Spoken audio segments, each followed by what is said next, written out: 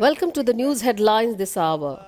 President Trump on Thursday was disclosed the result of his most recent coronavirus test, telling reporters he was tested positively towards negative. I tested very positively on another sense, Trump said on the South Lawn before departing for Michigan to visit a Ford plant that is assembling ventilators. Trump had trouble in the past with medical terminology regarding test results.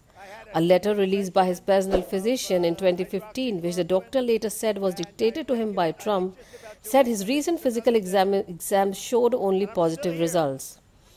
For the past several weeks, the president, the vice president Mike Pence have been tested daily after Trump's personal valet and Pence's spokeswoman each tested positive for the virus, which has infected more than 1.5 million Americans and killed more than 93,000. Trump had been taking the controversial anti-malarial drug hydroxychloroquine as a preventive to combat contraction of the virus, despite warnings from doctors and public health experts that its side effects could be lethal.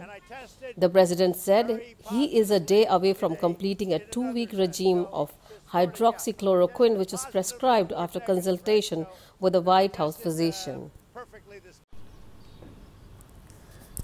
Meanwhile, in Belgrade, armed Serbian soldiers are now guarding a migrant camp on the border with Croatia in an attempt to prevent the migrants from trying to cross into the European Union. The camp in the northern Serbian town of Sid, one of the 3 in the area, is a home to 239 migrants. They are each allowed to leave the camp for 30 minutes a day with a written permit stating the reason and the exact time they had left. The decision to station soldiers at the camp came after Serbian President Aleksandar Vučić on last Friday held talks with Prime Minister Viktor Orban of neighboring Hungary, one of the most vociferous opponents of illegal migration into Europe. The presence of the soldiers, however, seems unlikely to deter the migrants from continuing their attempt to cross the border into Croatia, which, unlike Serbia, is a EU member state, on their way westwards to wealthier nations such as Germany.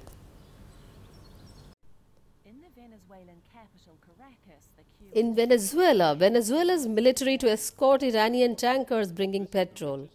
The Venezuelan military will escort Iranian tankers delivering much-needed petrol to the country to prevent any attempt by the U.S. to stop them. 5 vessels are on the high seas and are due to arrive in the coming days.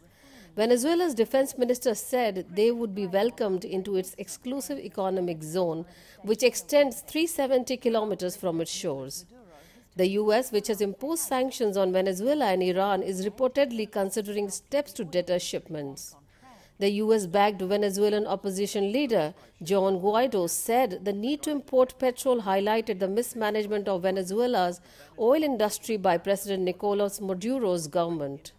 Venezuela has the world's largest oil reserves, but production has plummeted in the last 2 decades and the country is in a deep economic crisis. Venezuela's gross domestic product has fallen by more than 50% since Nicolas Maduro came in power in 2013. Millions of Venezuelans have left the country in recent years because of poverty. Coronavirus and failing petrol prices have further exacerbated the situation as Venezuela's economy overwhelmingly relies on oil products. For months, the government circumvented its refining problems by delivering crude oil in exchange for gasoline to its customers, mainly the Russian company Rosneft. But the Trump administration launched 2 rounds of sanctions in February and March against Rosneft affiliates for trading Venezuelan crude oil in international markets. Destroyers patrol the Caribbean on what US officials say is an anti-drug mission.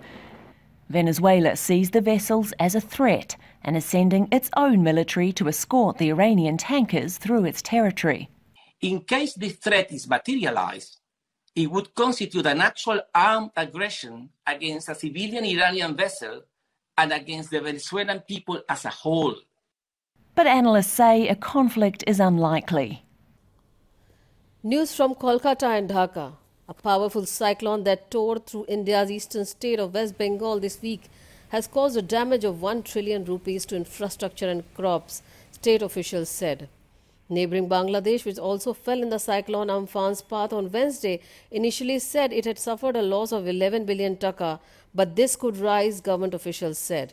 The two countries have lost at least 102 people in the cyclone, the most powerful in over a decade, mostly because of a house collapse and electrocution.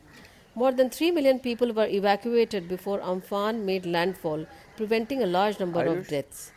The cyclone has affected more than 13 million people, some losing houses, crops, and lands, and over 1.5 million houses have been damaged, two West Bengal government officials said. In North 24 Parganas, a district in the southern West Bengal, 700 villages were flooded and 80,000 people lost their homes. Hundreds of thousands are in relief camps across the state, amidst the concern that lax social distancing norms could fuel a spread of coronavirus cases. In Kolkata, the state capital authorities struggled to remove debris from roads and clear trees that fell as a cyclone, packing winds of 133 km per hour, pounded the city of 14 million for hours.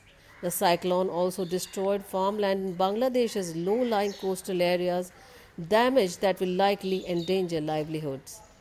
Communities need urgent support as they are without basic necessities such as food, clean water, and material to rebuild their homes.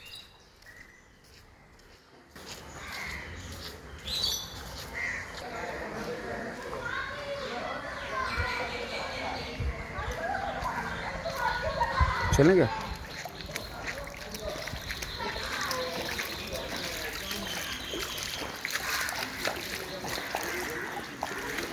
इसको तो कोई लंबा चौड़ा कुछ नहीं हुआ